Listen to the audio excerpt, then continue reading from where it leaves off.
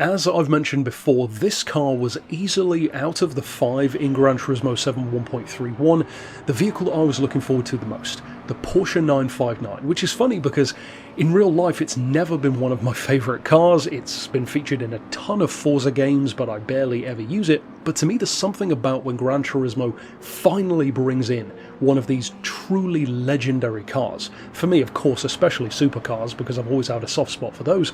I'm really keen to see how they interpret the vehicle, with the kind of attention to detail that they have in terms of the graphics. It just looks so good to have the car in the game. I mean, just look at the thumbnail for the video.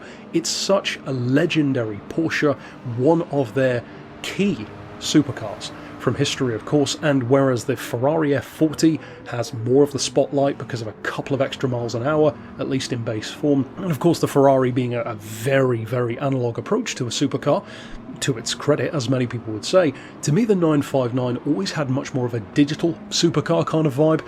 It's not fully digital, but definitely more so than the Ferrari, with four-wheel drive, a wider track than a 911, and much like the Ferrari, that big integrated rear wing.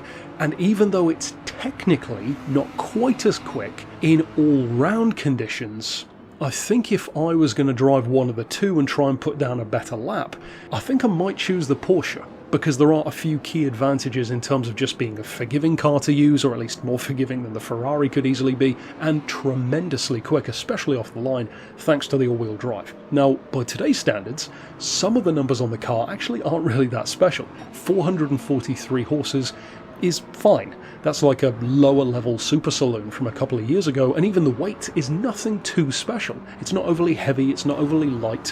1450 kilos is the name of the game. And if the point level is anything to go by, well, 557 stock certainly wouldn't indicate that it's some earth-shattering machine, and for 1.75 million credits, which is what this is in the Haggerty or legendary dealership, well, yeah, it's a collector's piece. Yes, it's a fantastic addition to the lineup of Porsche supercars. We now basically have their ultimate holy grail, if you think about it. 959, 911 GT1, Carrera GT, and 918. I mean, who'd have thought we'd finally have all of those in a single Gran Turismo game, so that's awesome. But it's no way near any of those others in terms of spec. So what can it actually do in practice? Well, as with real life, these form the basis for fantastic motorsport cars, from the rally world to the circuit world in the form of the 961, which you can kind of replicate with some fairly subtle but welcome visual upgrades in the auto shop. What it can do with that sub 450 horsepower, what it can do with that four-wheel drive system, what it can do with the numbers for its time are remarkable. And it really does show through why this was such a special car for Porsche and such a massively sought after one even today. Now when you tune this thing, it's phenomenally quick, not the least of which in a straight line, but even stock.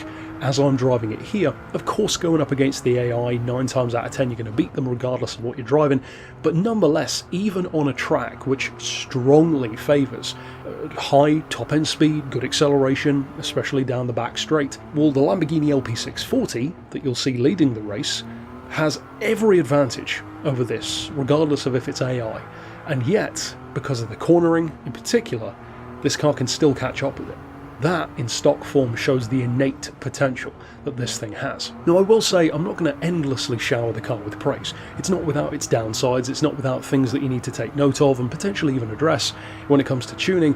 Now, as I mentioned in my overarching review of the update, there were 2 things in particular which I did notice. One, it has a little bit of that kind of bouncy classic suspension vibe, which you'd expect from an older vehicle. That's pretty easy to remedy. Stiffen up the springs, maybe stiffen the dampers a bit, lower the ride height, get that centre of gravity even lower, and that will pretty much sort itself out. Maybe a little bit of camber as well, and perhaps some toe for good measure.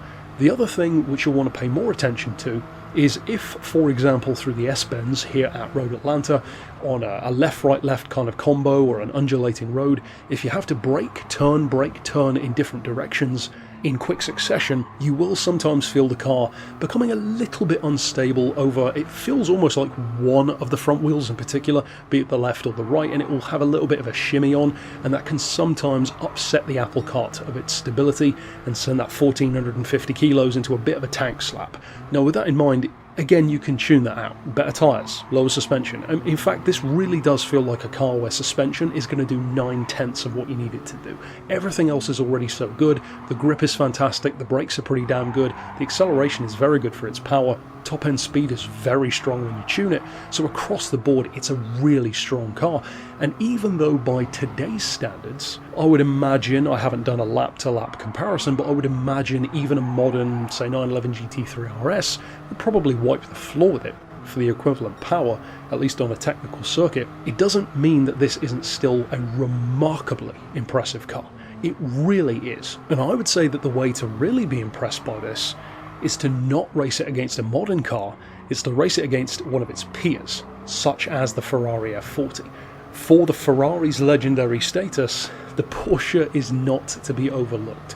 If it came down to a race between the Porsche and, for example, a Jag XJ220, with a huge power advantage from its time, and technically a pretty significant top speed advantage as well, 9 times out of 10 my money would be on the Porsche to win.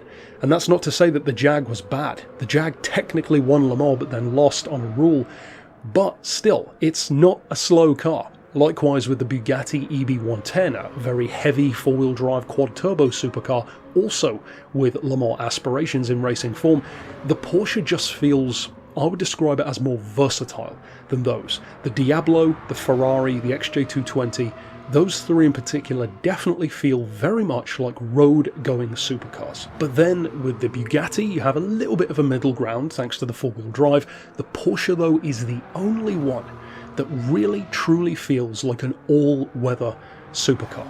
Almost like a much lighter, much smaller, and certainly a lot more nimble version of what you'd expect a Bentley Continental GT to feel like in the game. For those who haven't driven a Bentley Continental GT, either in real life or in a game, they are shockingly good through corners for such big, heavy cars at 2.4 tons or so, 2.3 or thereabouts.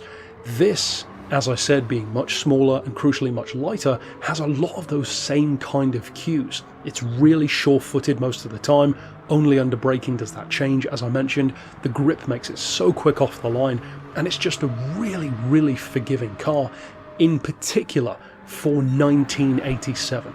The 80s were not a time for forgiving cars of any kind, certainly not supercars, and neither were the 90s really. So for this thing to be as forgiving as it is it the most realistic thing around? I guess you'll have to check in when I ever get the chance to drive a 959 in real life, but for now, I love how this car feels in the game. It may be a little bit OP and we'll have to see if it stays that way, but for now, it's certainly, I would say, a good way to spend 1.7 million in the game, and is every bit as good as I suspected it would be in this update. But I would love to hear your thoughts either way on the 959. Do you love the car? Have you tuned it for a particular level, circuit, online event? Maybe you found it really good on a certain track, or maybe, interestingly, maybe do you not like the car? If so, what don't you like about it? Have you found something that you just can't get around with it, perhaps some element of tuning or handling or certain events that it's should be good for, maybe that it's just not good for? Tell me down below either way, and of course stick around for the remaining 3 vehicles in the coming days on the channel from this update. But for now, as always, thanks for watching.